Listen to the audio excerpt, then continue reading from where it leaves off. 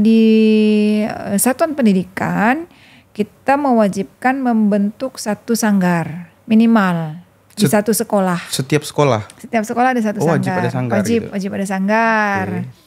Apa Bu, kadang tuh ada stigma kayak gini nih. Saya juga mungkin agak setuju ya dengan stigma ini. Kata orang tuh SMK itu atau sekolah vokasi kayak gitu tuh lebih bagus daripada SMA. Nah, apakah statement itu benar? SMK itu, sekolah vokasi itu lebih meyakinkan dibanding SMA? Ya kan, udahlah kata orang tuh tak usah sekolah lah. Kau sekolah pun gini gak? Nah gitu kan. Nah itu kan, ya gitu kan. Kadang-kadang itu banyak terjadi di yang kita cermati ya, di daerah-daerah yang sumber daya alamnya melimpah. Kulom kunyah. Assalamualaikum semuanya. Hai teman-teman Melayu TV, kembali lagi bersama saya Rio di podcast Ngander. Nah, ini bahasa Melayu Ngander gitu kan. Nah, kali ini kita kedatangan tamu yang sangat superior ya beliau ini. Sangat-sangat Kartini. Dengan Ibu Rita sebagai Kepala Dinas Pendidikan Kebudayaan Provinsi Kalimantan Barat. Benar Ibu. Selamat datang Bu Rita, terima kasih udah main di Melayu TV. Saya ucapkan terima kasih juga dan selalu sukses lah untuk Melayu TV. Amin. Jauh nih perjalanan Bu Rita dari Pontianak sampai ke Jakarta. Iya betul. Cuma mau datang di podcast Melayu TV teman-teman. Nah, itu mantap tuh. Luar biasa. Kalau kata orang luar biasa tapi emang Ibu ini padu lah, mantap. Ya. Makasih. Jadi saya ingin berbincang-bincang tentang pendidikan Ibu. Karena Ibu kan ya expert lah ya di bidang pendidikan ya, terutama di Kalimantan Barat khususnya. Nah itu saya sebagai anak muda Melayu Kalbar juga pengen mengulik-ulik tentang pendidikan di Kalimantan Barat khususnya, yang mungkin saya masih agak banyak pertanyaan gitu. Nah mungkin dari yang pertama itu Bu, saya ingin bertanya tentang pendidikan daerah terpencil. Nah itu kan kalau pendidikan daerah terpencil itu kan kadang beberapa di Kabupaten Kalimantan Barat khususnya di daerah-daerah hulu mungkin ya, atau daerah-daerah yang jauh dari ibu kota lah ya. Itu apakah masih susah dijangkau, atau apa yang upaya yang dilakukan Dinas Pendidikan buat menyentuh atau mengembangkan pendidikan di daerah-daerah terpencil seperti itu? Gimana menurut Ibu?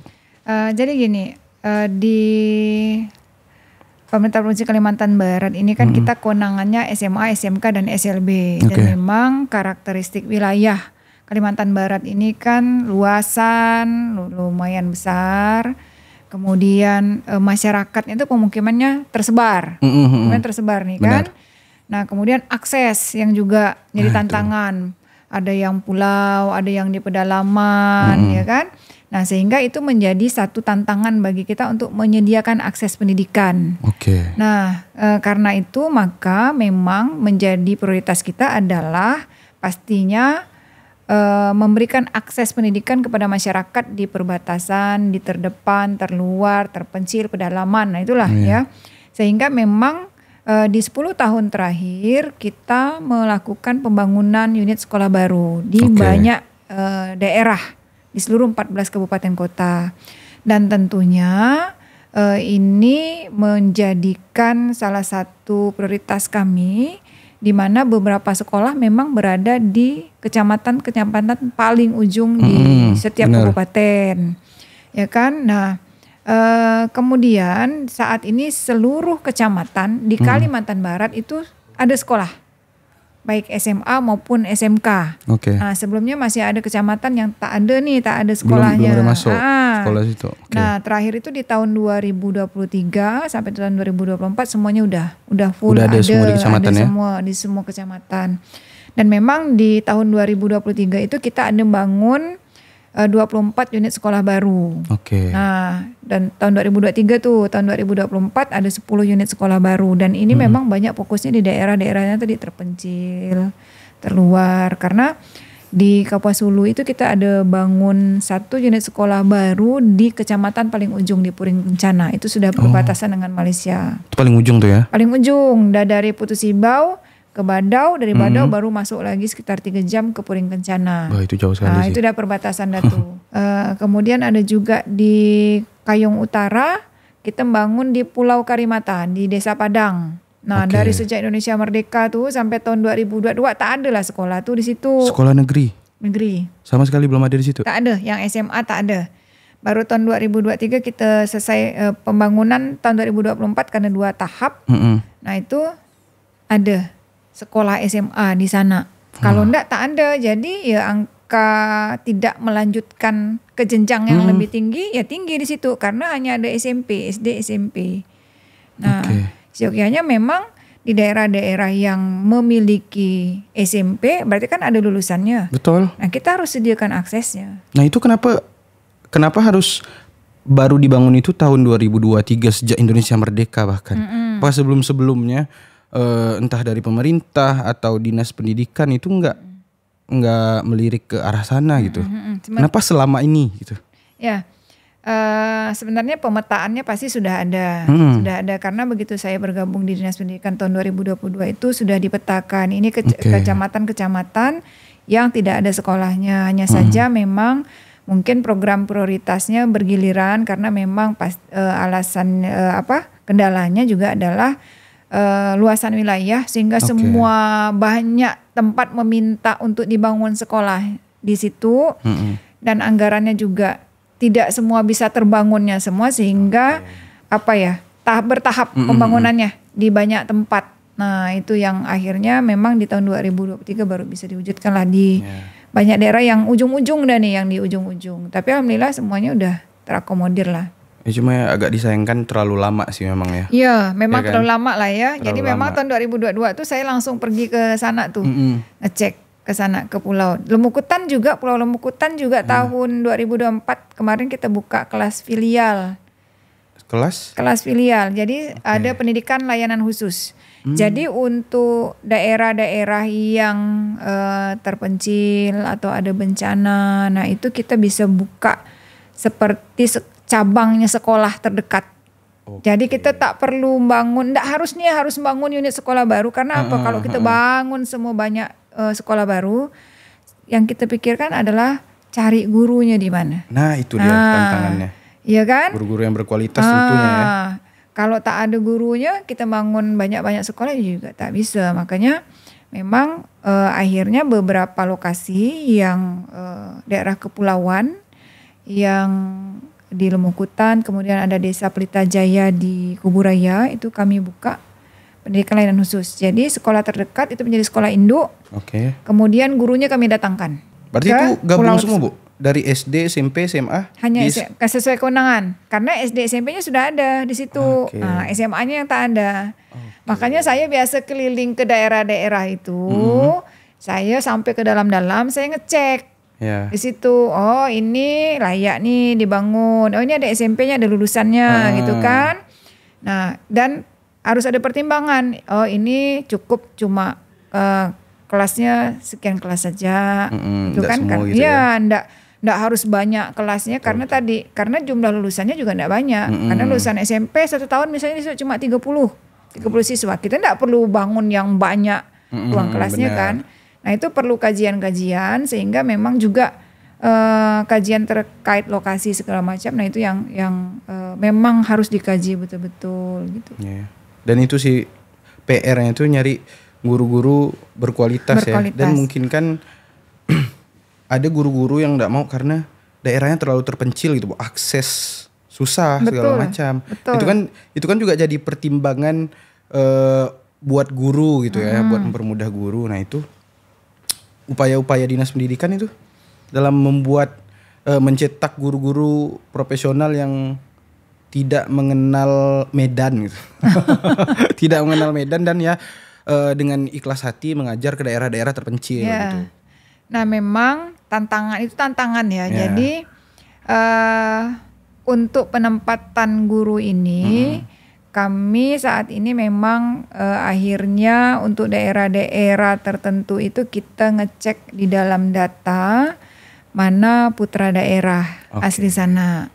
Nah itu jadi harapan kita tentunya adalah mereka betah di kampung halamannya sendiri dan mereka mengabdi lah untuk kampung halamannya gitu kan. Jadi memang pemetaannya ke arah situ dan memang saat ini pola itu berhasil. Pola itu berhasil. Jadi untuk beberapa daerah yang memang jarang peminatnya, nah itu kita tempatkan masyarakat yang memang dari situ. Jadi memang perekrutan itu pun ya kita selalu berharap perekrutan itu banyaknya memang dari daerah asal sih. Iya sih. Jadi balik ke kampung sendiri lah istilahnya. Betul. Dan dia pun mengabdinya sungguh-sungguh karena itu kampungnya dia kan. Nah itu. Demi mengembangkan kampung sendiri itu istilahnya. Terus ini Bu, saya tertarik ke kebudayaan kan pendidikan dan kebudayaan ya. Ada gak sih Bu upaya Dinas Pendidikan dan Kebudayaan di Kalbar ini untuk mengintegrasikan kebudayaan lokal itu dengan kurikulum? Contoh misalnya ada di Kepulauan Riau itu Bu, mereka itu setiap hari Jumat menggunakan pakaian teluk belanga wajib. Itu masuk ke sekolah-sekolah ASN itu hari Jumat itu wajib menggunakan baju teluk belanga, pakaian Melayu.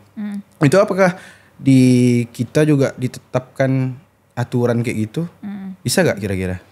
Jadi gini, kalau di ASN itu kan memang penggunaan pakaian kerja diatur melalui Permendagri ya. Melalui Permendagri. Penggunaan pakaian adat itu ada di acara-acara besar. Nah itu ada memang diatur. Itu juga kita berlakukan pada sekolah atau satuan pendidikan. Jadi pada kegiatan-kegiatan adat, hari-hari besar adat itu kita memang mengatur digunakanlah pakaian-pakaian adat.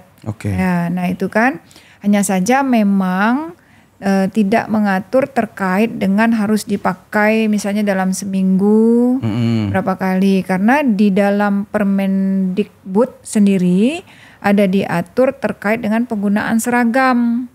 Nah, jadi ada seragam sekolah itu yang warna putih abu, kemudian pramuka, ada batik, ada olahraga. Jadi di Permendikbud itu hanya diatur 4 yang itu, kemudian pakaian adat itu digunakan pada waktu-waktu tertentu.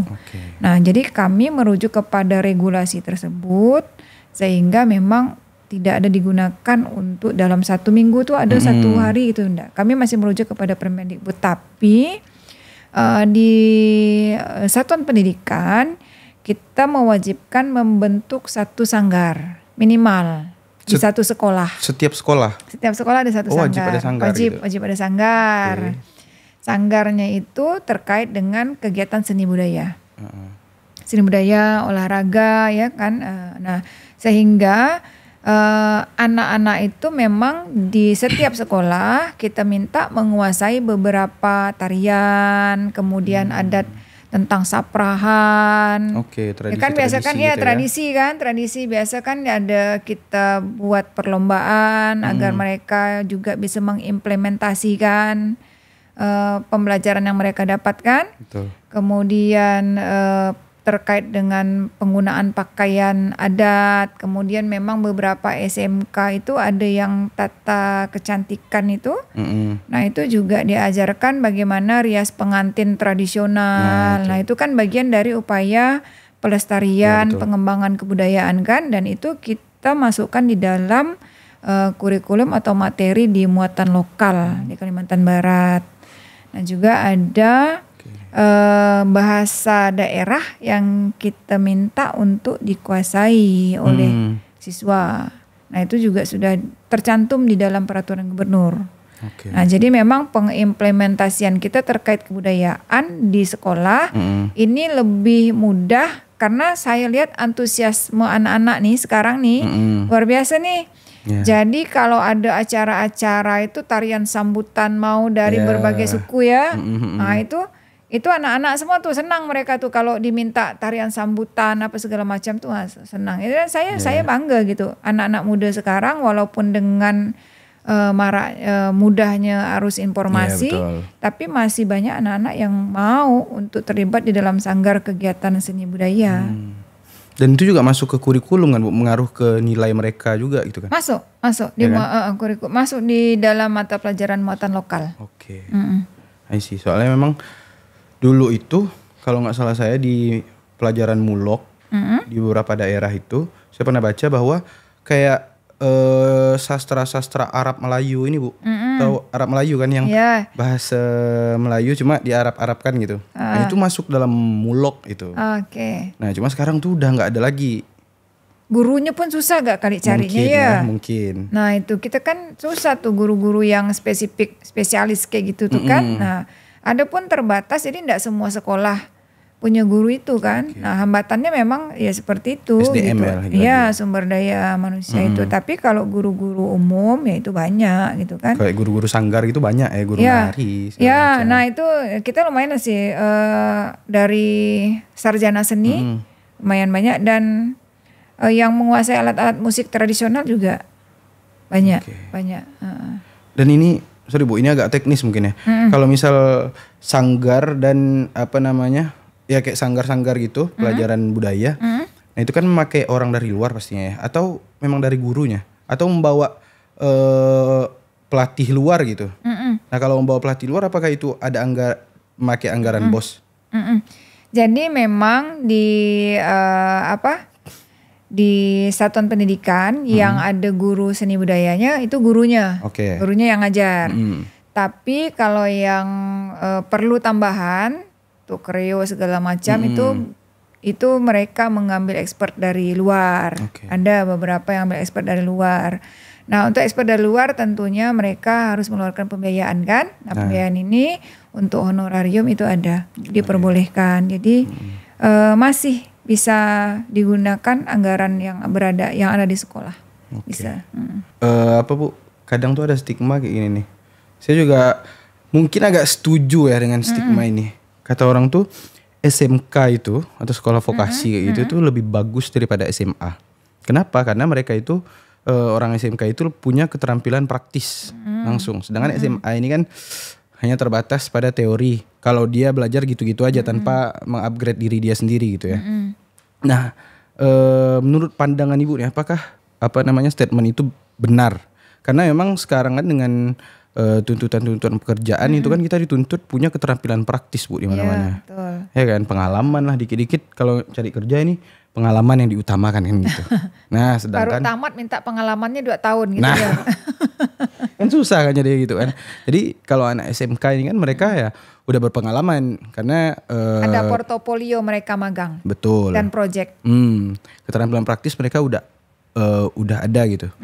Apalagi di daerah Kalbar yang notabene-nya kayak sawit itu banyak, perkebunan sawit. Kemudian sekarang juga pelabuhan di Kijing ya. Nah itu kan baru pelabuhan internasional kan. Dan itu juga pasti orang-orang yang lebih membutuhkan keterampilan praktis di situ. Nah apakah statement itu benar? SMK itu, sekolah vokasi itu lebih meyakinkan dibanding SMA? Oke, jadi gini. Memang sekolah vokasi itu menyiapkan tenaga siap kerja. Nah kan, sehingga memang kurikulum, kemudian materi-materi yang diajarkan lebih kepada skill. Nah kemudian ditambah pemagangan 6 bulan sesuai dengan jurusan. Nah itu kan untuk mereka bisa beradaptasi dengan cepat pada saat mereka keluar dari sistem pendidikan kita atau tamat dari SMK. Dan memang kebutuhannya beda-beda. Maksudnya kalau untuk yang SMA ini memang tidak diciptakan untuk langsung siap kerja, tetapi tidak menutup kemungkinan mereka punya keahlian atau dari ijazah yang ada itu bisa untuk bekerja, tetap bisa gitu kan. Tetapi memang kelebihan dari SMK ini adalah mempunyai keterampilan. Dan itu memang mereka dicetak untuk langsung siap kerja tuh. Makanya ada pemagangan, kita ada program Link and Match. Link and Match ini adalah materi yang disusun atau diberikan kepada siswa kita itu matching dengan apa yang diperlukan oleh perusahaan, oleh dunia kerja. Sehingga pada saat nanti mereka keluar dari kita, mereka sudah langsung bisa beradaptasi. Ya kan? Jadi jangan sampai materi yang kita ajarkan di sekolah SMK ini itu beda nih dengan yang ada kenyataannya di perusahaan atau dunia usaha. Jadi sekarang itu kita nyusun materi kurikulum saja ini melibatkan dunia usaha, dunia industri, dunia kerja. Betul. Perusahaan ini maunya skill yang seperti apa sih gitu kan? Siswa kami tuh mereka maunya yang seperti apa? Nah itu yang harus kita cetak. Makanya jangan sampai perkembangan teknologi di perusahaan, di dunia industri, dunia kerja itu sudah jauh, kita masih pakai alat yang biasa nih. Ibaratnya kita masih pakai ketuk-ketuk tertinggal gini. lah istilahnya. Nah, dia udah pakai teknologi yang canggih sehingga memang pada saat kami menyusun kurikulum itu harus link and match dengan dunia usaha, dunia industri, dunia kerja. Dan itu berlangsung di banyak sekolah. Saya sudah menandatangani itu 900 MOU dengan perusahaan yang menampung atau kita arahkan anak-anaknya untuk magang di perusahaan-perusahaan tersebut, di hotel segala macam kan, di industri. Dan alhamdulillah memang anak-anak yang SMK ini memang ya banyak cepat diterima, diserap di dunia industri, dunia kerja. Beberapa SMK kita itu malah kita kewalahan nih memberi nggak cukup nih lulusan kita tuh udah diambilnya semua gitu. Perusahaan banyak minta gitu ya. Perusahaan banyak minta. Misalnya saya ambil contoh di SMK 1 Pemangkat. Nah itu anak-anak kita itu direkrut oleh perusahaan Jepang tuh, kapal Jepang karena ada pelayaran di situ kan. Nah kemudian di beberapa sekolah yang pertanian, perkebunan itu dari perusahaan-perusahaan perkebunan itu udah minta terus. Jadi kadang seluruh siswanya udah langsung diambil semua. Magangnya juga udah langsung diambil semua, mereka tanggung semuanya, malah dikasih upah segala macam. Nah itu ini memang SMK menyiapkan tenaga siap kerja. Nah itu jadi kadang kalau lagi ini omongan-omongan antar teman gitu ya Bu. Aku lulusan SMA, habis kuliah susah banget nyari kerja gitu.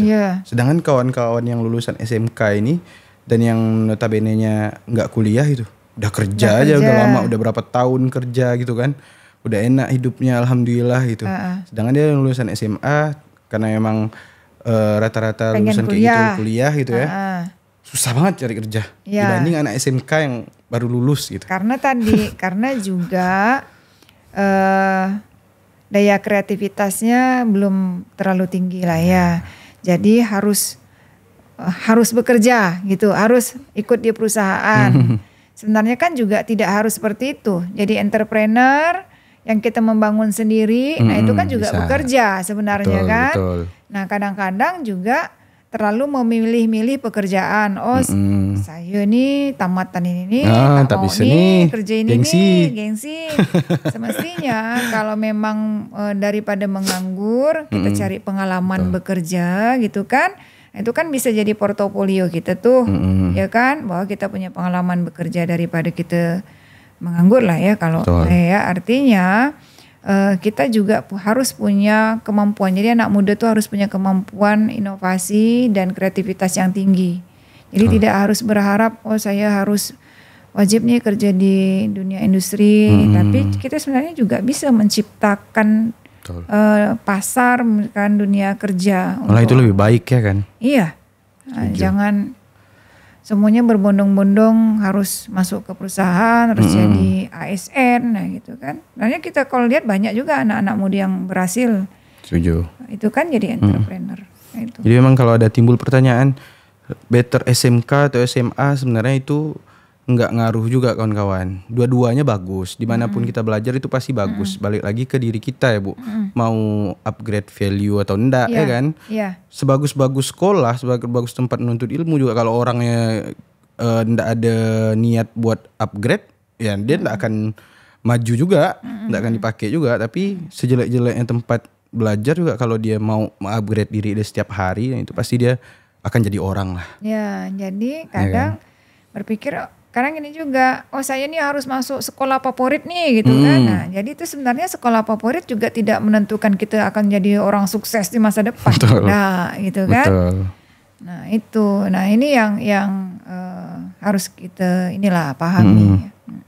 Kalau untuk ibu ini kan apa namanya, ketua apa Bu, anak berkebutuhan khusus gitu. Ibu Ya, agak ini juga jadi gitu kan? ya saya membuat ya Mbak.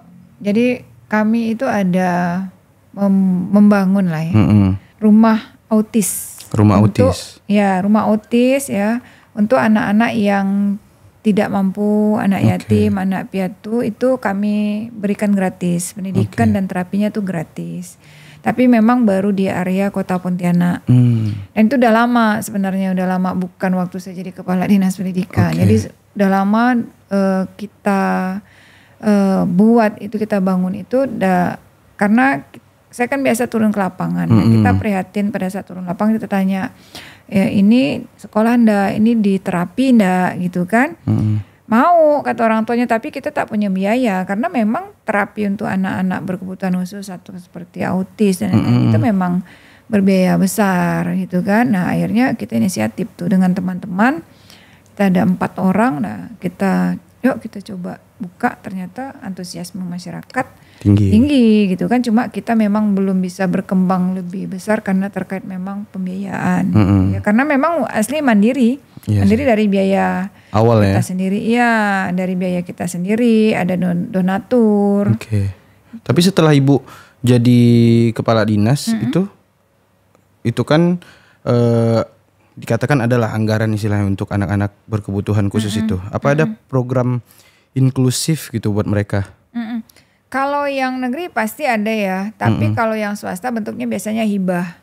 Ya biasanya hibah, ada bantuan-bantuan, baik itu barang maupun bangunan dari pemerintah Provinsi Kalimantan Barat, dan itu cukup mensupport lah untuk keberlangsungan dari sekolah-sekolah yang memang termasuk dalam pendidikan khusus, SLB segala macam. Tapi kalau memang yang negeri swasta sih sebenarnya dapat dana BOS ya, dapat dana BOS. Semua siswa itu pasti dapat dana BOS. Hanya saja memang untuk yang swasta ini biasanya bentuknya hibah kepada mereka. Tapi itu program-program kayak gitu efektif Bu buat anak-anak berkebutuhan khusus itu? Nah ini kan kalau bentuk bantuan dari pemerintah yang bentuknya hibah itu kan dia sarana prasarana dengan bangunan ya. Nah paling tidak itu terpenuhi untuk peningkatan kualitas pendidikan mereka. Nah itu kalau terkait pembiayaan, tentunya kalau swasta ada pembayaran, tetapi ada juga yang kami dapati itu mereka tidak menarik biaya tinggi, standar lah, masih bisa masih bisa lah masyarakat misalnya menengah ke bawah itu untuk menyekolahkan anaknya di situ, karena tadi tidak mengejar profit, yang penting gurunya bisa ngajar di situ terpenuhi, udah mereka memang enggak ngejarnya ke profit itu, dan itu saya apresiasi luar biasa tuh. Iya, karena enggak mudah. Iya sih memang. Tidak mudah untuk mengajari anak-anak berkebutuhan khusus, anak-anak yang istimewa tuh itu enggak mudah, dan saya selalu apresiasi untuk semua rekan-rekan guru yang bersabar untuk mendidik anak-anak tuh. Itu emang sabarnya harus ekstra itu Bu. Oh itu luar biasa tuh. Itu amal ibadah tuh. Dan memang ya anak itu kan memang makanya namanya luar biasa ya kan. Sekolah luar biasa karena memang anak-anak itu pasti punya keistimewaan khusus, dan orang-orang juga, orang kita semua lah, orang awam juga harus memperlakukan mereka sebenarnya sama aja, dan mereka bahkan istimewa gitu. Nggak kita pandang sebelah mata. Gitu kan. Kami itu sebenarnya juga ini ya memperhatikan kondisi dari anak-anak berkebutuhan khusus. Jadi kan kita harus inklusif nih. Iya benar. Ya kan? Nah itu saya cermati di tahun 2023. Saya cermati begini. Salah satu penyebab anak tidak sekolah adalah tidak adanya, kurangnya akses pendidikan khusus, SLB. Ya benar. Kan karena memang hampirlah seluruh Indonesia termasuk Kalimantan Barat jumlah SLB ini tidak sama jumlahnya dengan jumlah SMA, jumlah SMK atau jumlah SMP. Pasti minim sedikit. Dan kebanyakan itu berada di ibu kota, kabupaten atau kota. Seperti itu yang terjadi.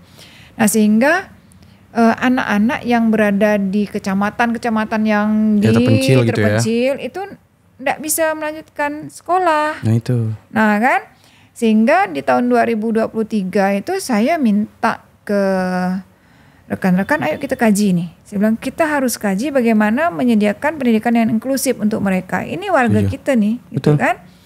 Nah sehingga di tahun 2024 lalu, ini saya paksakan sebenarnya tuh.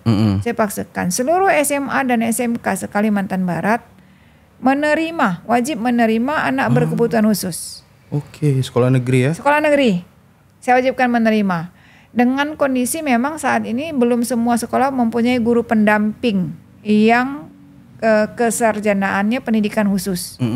Karena itu terbatas tuh sarjana pendidikan khusus.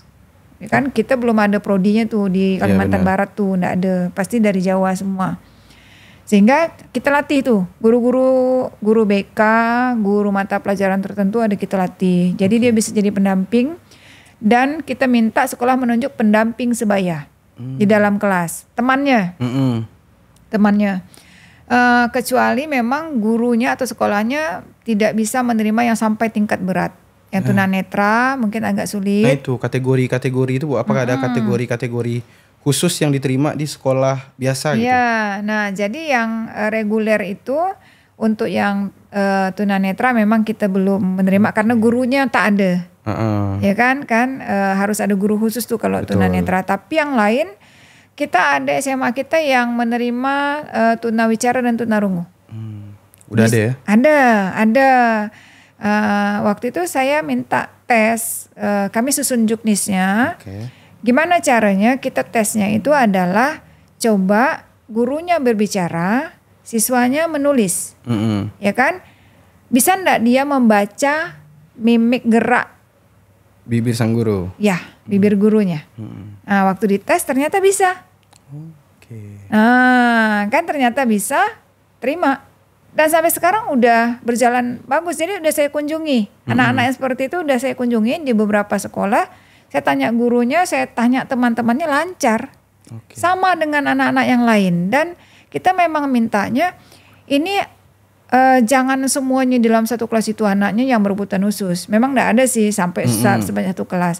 Kita minta mereka bergabung dengan anak-anak yang reguler. Seperti normal pada umumnya gitu ya? Normal, harus dianggap seperti itu.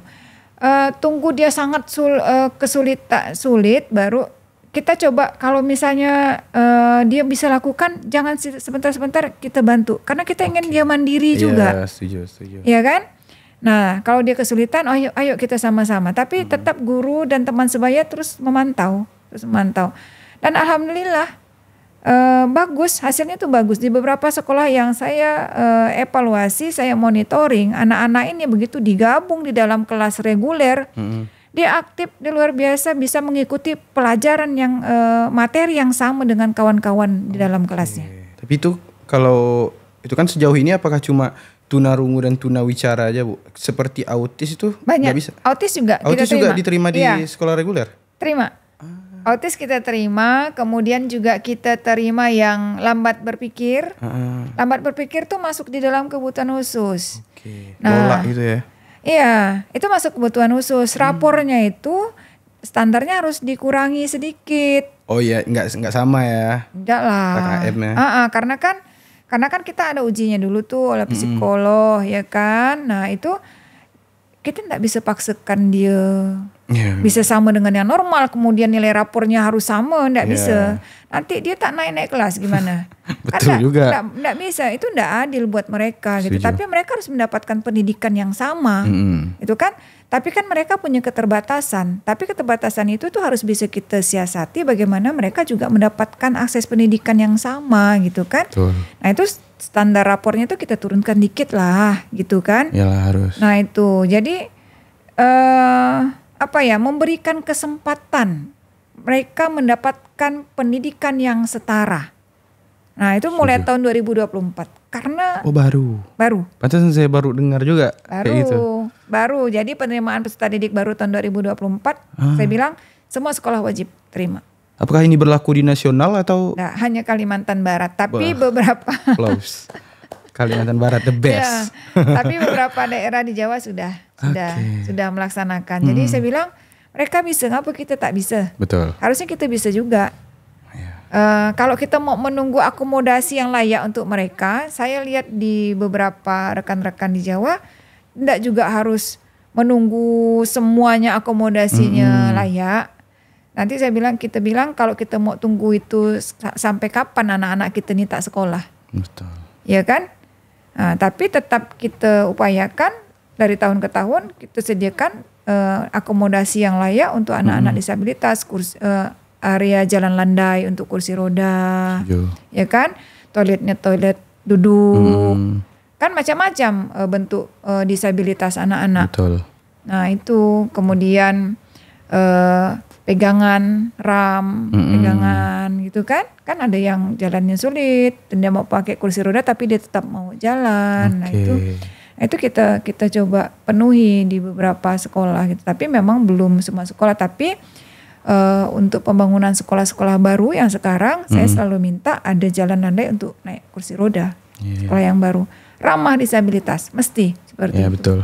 Gak cuma di lingkungan pendidikan sih sebenarnya, di semua. Ya, di semua lini. Di semua area layanan publik. Betul.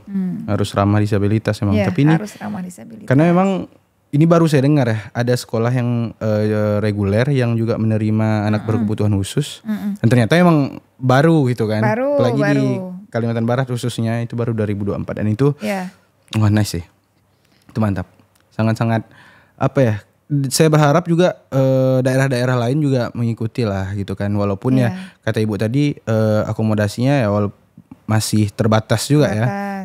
Karena memang menurut saya Bu, hal-hal kayak gitu tuh memang harus dimulai dulu. Akomodasi itu kadang mengikuti kalau udah kita mulai itu. Kalau belum kita mulai tiba-tiba minta akomodasi itu kayaknya agak harus sedikit sulit ya. Harus dipaksakan. Saya selalu bilang ke tim saya bilang, Bu, enggak susah kendak. Saya bilang harus dimulai. Ya, harus dimulai. Kita kapan mau mulainya nih? Kalau tak kita mulai nih, kapan kita bisa memberikan akses pendidikan untuk anak-anak? Betul. Ya kan, dan saya sih sebenarnya berharap, dan selalu kami koordinasikan ke kabupaten kota, saya berharap jenjang SMP di kabupaten kota juga melakukan hal yang sama. Karena kan kita baru buka yang SMA. Iya sih. Ya kan? SMA, SMK. Nah, yang SMP-nya itu kan kita artinya ngambil dari SLB. Nah, baru masuk ke, mereka bisa masuk ke SMA yang reguler, yang bergabung di reguler. Gitu kan, dan kita berharap semua SMP di Kalimantan Barat SD dan SMP juga melakukan hal yang sama. Ya, harus. Semuanya kita berharap. Jadi karena kan anak-anak berkebutuhan khusus ini tersebar di semua tempat. Iya, betul. Ya kan ada tetap ada gitu. Tapi tadi komitmen kita bersama untuk ini untuk mewujudkan agar pendidikan ini dapat dinikmati oleh semua anak tanpa terkecuali. Setuju. Yang normal maupun yang berkebutuhan khusus. Iya. Itu ya. Setuju. Lalu ini Bu, masalah putus sekolah, angka putus sekolah itu. Nah, tinggi gak sih angka putus sekolah di Kalimantan Barat itu dari tahun ke tahun, Bu?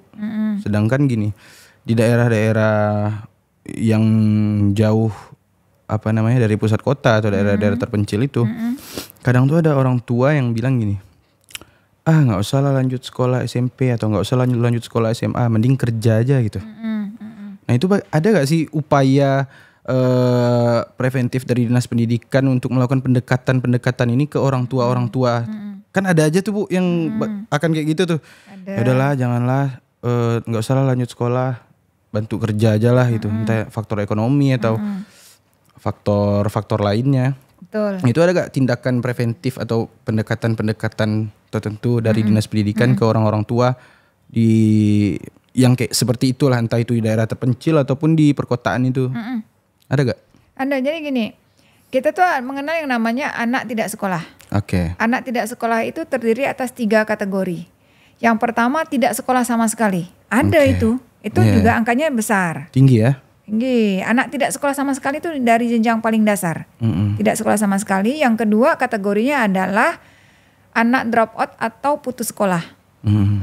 Ya, kemudian yang ketiga itu lulus tidak melanjutkan. Dia lulus SD tidak lanjut SMP. Nah, Dia itu. lulus SMP tidak lanjut SMA atau SMK. Itu sekolah ya? Ya, itu anak tidak sekolah. Oh, masih anak tidak sekolah Nah, kategorinya? itu kategorinya ya, dia kita namakan itu. Jadi ada 3 kategori.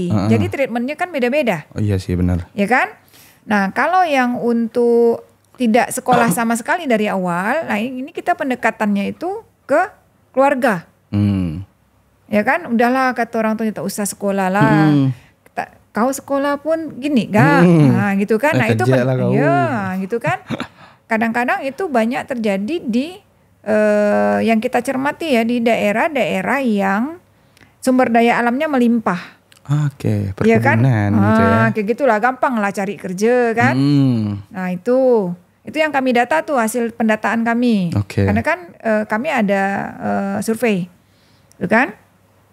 Itu datanya kita tarik juga dari sekolah karena ada datanya. Kemudian yang kedua itu putus sekolah, sama putus sekolah juga bermacam-macam. Apa yang menyebabkan anak-anak putus sekolah? Tadi bekerja, alasan ekonomi kan. Kemudian pernikahan anak. Nah itu pernikahan Ya kan? ini ya. Ya kan pernikahan anak. Kemudian akses ada juga. Atau tadi itu merasa enggak perlu sekolah. Nah itu macam-macam tuh alasannya. Itu putus sekolah. Yang lulus tidak melanjutkan juga sama alasannya. Tadi ekonomi segala macam kan. Nah apa treatmentnya? Yang pertama tadi yang untuk tidak sekolah sama sekali adalah kita pendekatan pada keluarga. Nah itu kita memang kadang tugaskan kepala sekolah dan guru-guru untuk mendekati keluarga, kita kasih edukasi. Sebenarnya yang harus kita lakukan adalah kolaborasi. Tak bisa kalau dinas pendidikan yang menyelesaikan ini, hanya dinas pendidikan. Tapi bagaimana kolaborasi dengan pemerintah desa, Pemdes ya, dinas Pemdes kita juga pemberdayaan desa, kemudian kelurahan, kecamatan. Nah itu sama-sama nih, gitu kan? Nah itu untuk yang tidak sekolah sama sekali. Yang untuk putus sekolah sama lulus tidak melanjutkan, kita treatment menggunakan pendidikan kesetaraan.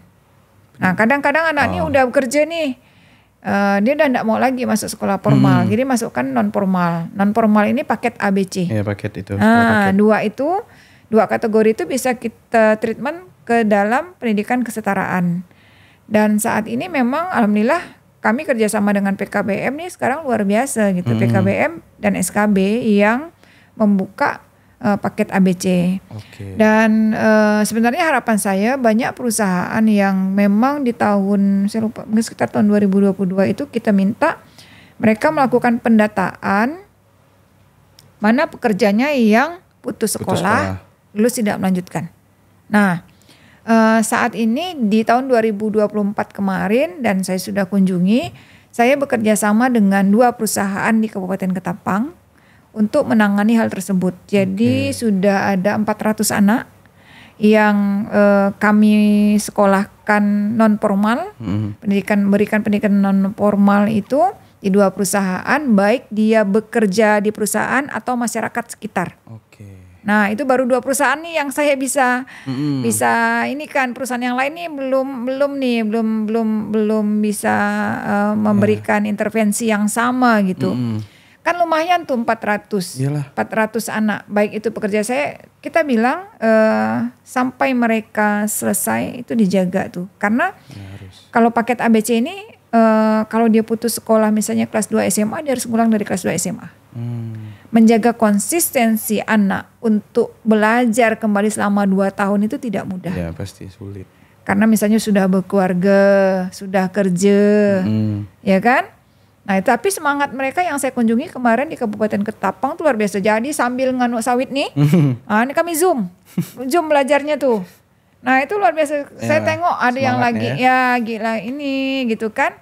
Ya ini karena kan memang pola belajarnya kalau paket kan bervariasi ya. Tidak mesti semuanya harus tatap muka karena tadi memang kesetaraan.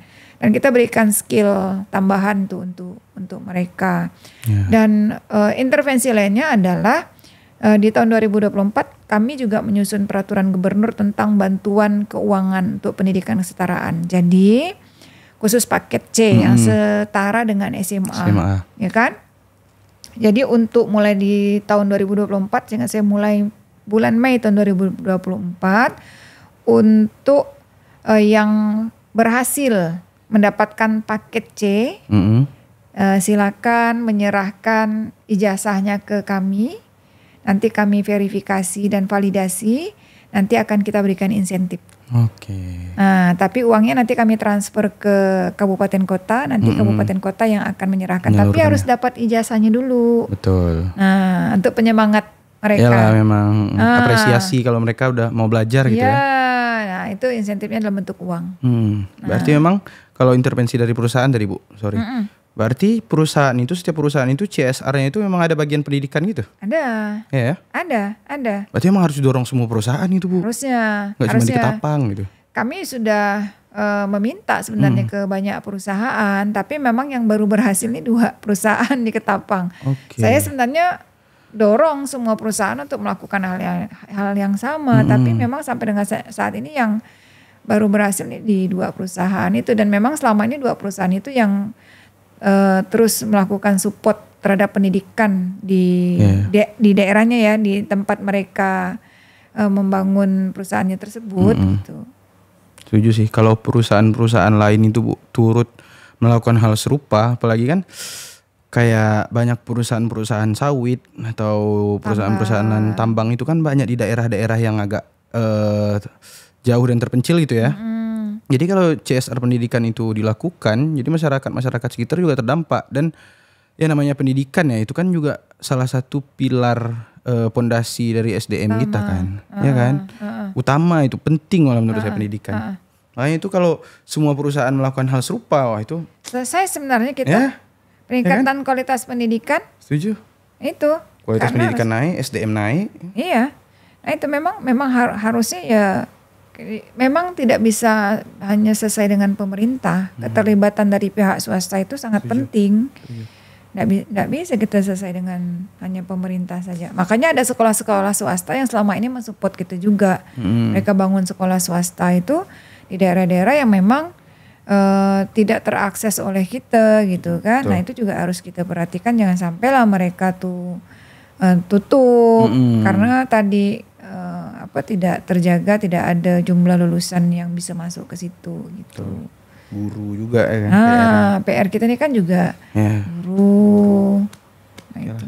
Terakhir nih Bu, bicara soal guru ya kan. Kadang nih beberapa tahun yang lalu mungkin ya ada kayak penyelewengan dana BOS ya kan di Kalimantan Barat.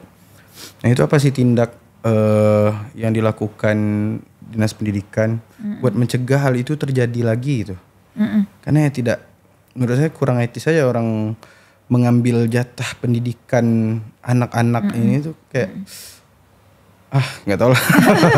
Sulit diungkapkan dengan kata-kata saking kesalnya gitu. Ya memang sayang aja. Ya memang nggak boleh ya. Jadi memang dana BOS ini kan dari pemerintah pusat yang ditransfer langsung ke satuan pendidikan, ke sekolah. Ya kan memang dia masuk di dalam bagian APBD, tertransfer ke pemerintah daerah, masuk dari struktur APBD, kemudian memang pembiayaannya langsung dimanfaatkan oleh satuan pendidikan atau sekolah.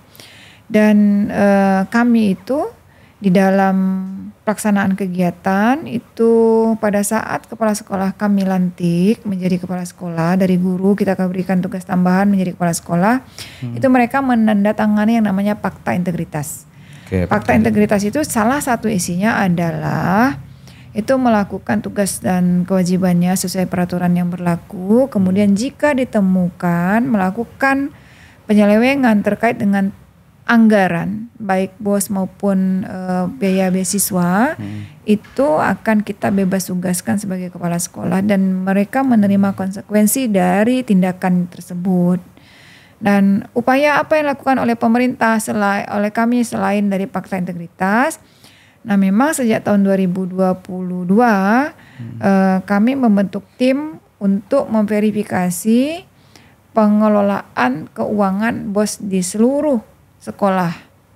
Dan ini kami lihat sangat efektif sehingga di dalam mereka mengelola itu lebih sesuai dengan aturan yang berlaku. Kadang-kadang juga memahami dari aturan itu kurang maksimal. Jadi tidak terlalu memahami harus belanjanya itu seperti apa. Betul. Kemudian bikin pertanggungjawabannya seperti apa. Jadi bukan kayak kita ngelola uang pribadi yang keluarkan dari dompet, tak ada kwitansi, tak ada itu. Itu yang kita edukasi terus, sehingga memang semakin kesini semakin minim temuan yang dilakukan oleh sekolah, karena memang baru tahun 2022 itu kita bentuk tim untuk pengelolaan BOS. Itu timnya itu setiap beberapa kabupaten kota, misalnya 3 kabupaten kota ada 1 PIC-nya. Oke. Nah itu. Berarti memang baru juga ya dibentuk ya. Memang kayak BIMTEK atau pengawasan internal itu kan penting juga penting. Untuk guru-guru ya. Apalagi guru-guru yang ya Ibu bilang tadi lah, kayak tata cara kelola keuangan, akuntansi segala macam. Nah, itu kan juga perlu di apa namanya? Diajarkan. Diberikan. Nah, karena gini, karena kan mereka ini memang bukan ditugaskan untuk mengelola keuangan. Benar.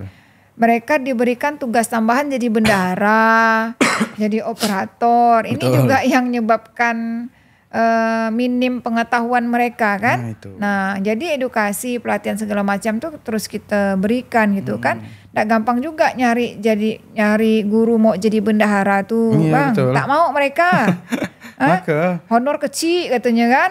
Bahasanya gitulah ibaratnya gitu kan. Karena gini, karena memang itu tugas tambahan. Karena banyak guru tuh ingin fokus di dalam proses pembelajaran sebenarnya. Mengajar gitu ya. Nah, tapi kan kita tidak bisa juga rekrut banyak-banyak sarjana akuntansi atau D3 akuntansi untuk mengelola keuangan di sekolah, karena belanja pegawai tentu tidak boleh lebih besar dari biaya pembangunan untuk daerah gitu kan. Nah, kita kan keterbatasannya tuh di situ gitu kan. Akhirnya sumber daya manusia yang ada di sekolah itulah kita maksimalkan. Jadi gurunya bertambah lah, jadi operator lah, tambah jadi bendahara. Nah itu jadi tugas tambahan yang bukan tambahan, jadinya banyak sebenarnya.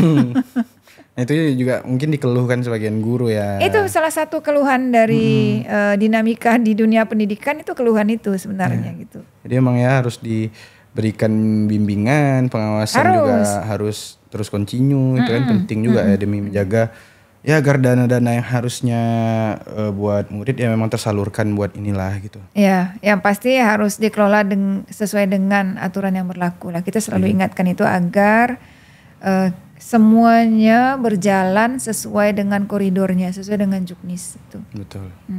Penting harus semua sesuai dengan juknis lah ya. Iya, betul. Setuju. Oke Bu, itulah. Udah nggak terasa ini udah mau sejam nih kayaknya. Ngander apa tadi? Ngander. Emang nggak, kalau udah ngomong-ngomong gitu, ngander itu emang tak terasa sih.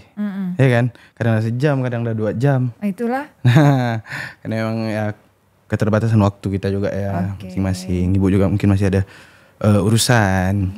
Ini kita cukupkan lah mungkin sampai di sini. Nanti mungkin kawan-kawan juga ikutilah apa namanya perjalanan Bu Rita ini dalam mengembangkan pendidikan di Kalimantan Barat khususnya. Semoga itu juga dapat mencerahkan. Dan Bu Rita ini juga, saya kemarin ngelihat postingan Ibu yang Ibu turun banjir itu Bu. Betul. Itu apakah mengecek pendidikan ataukah memang menjadi relawan kemanusiaan aja?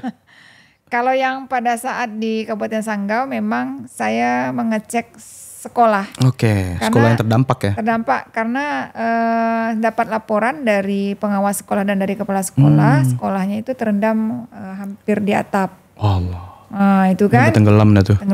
Tenggelam kan. Jadi kita harus melakukan pengecekan aset, ruangan-ruangan, berapa ruangan yang terdampak, penyelamatan aset, kemudian bagaimana mereka langkah strategis dalam pola pembelajaran. Betul. Nah jadi tidak boleh juga anak-anak tidak diberikan pembelajaran. Jadi harus ada strategi-strateginya kan. Dan itu saya upayakan untuk memang segera mungkin mengunjungi sekolah kalau yang terdampak bencana. Karena bukan hanya sekedar ngecek aset, tapi membersamai mereka, Ya, setuju. mensupport mereka bahwa inilah bentuk perhatian kita kepada satuan pendidikan gitu kan, dan itu luar biasa efeknya untuk mereka gitu kan, karena mereka ini kan sebenarnya ditimpa musibah, sehingga perlu perhatian dari dinas Dan dengan pendidikan. dukungan moral juga itu masyarakat juga pasti terbantu sih. Maksudnya wah Senang mereka. ya ibu dinas pendidikan kita sampai datang nih gitu kan. Iya, senang. Itu kayak respect sih. Masyarakat itu luar biasa senang. Jadi sepanjang perjalanan itu banyak sekali saya dimudahkan untuk sampai ke titik itu gitu kan, karena banyak titik banjir yang harus saya lewati pakai sampan, pakai rakit, naik motor, numpang motor warga, numpang truk sawit, suruh naik gitu kan. Akhirnya sampai gitu kan, dan masyarakat pun antusias. Betul. Kita sampai di lokasi itu tuh masyarakat tuh antusias, apresiasi lah mereka. Perjuangan sih, keren sih. Ibu juga keren. Makasih. Oke, terima kasih Bu Rita sekali lagi. Sama-sama. Makasih banyak udah main-main ke Melayu TV, udah mau bincang-bincang dikit tentang pendidikan di Kalimantan Barat khususnya, dan ini juga semoga mencerahkan teman-teman ya, maupun di Kalbar ataupun di daerah-daerah lain lah pada umumnya. Menutup podcast ini Bu, pantun sedikit, kan orang Melayu. Pantun dari saya. Boleh. Ya. Pak muda memakai dasi. Sedap. Memakai dasi agar tampan. Ahoy. Mari kita satukan visi. Betul. Agar pendidikan kita maju dan terdepan. Betul sekali. Semangat untuk kita semua, dan terima kasih Bu Rita pantunnya. Sama-sama. Itu sangat-sangat pantun yang edukatif. Terima kasih. Kita satukan visi, kita satukan misi kita satukan tujuan demi pendidikan ya di Indonesia umumnya dan di Kalbar khususnya semakin maju, karena memang pendidikan adalah pilar utama dari sebuah peradaban. Nah, itu teman-teman. Sekian teman-teman Melayu TV, terima kasih, sampai jumpa di episode berikutnya. Kulum kunya. Assalamualaikum semuanya. Sekian, dadah.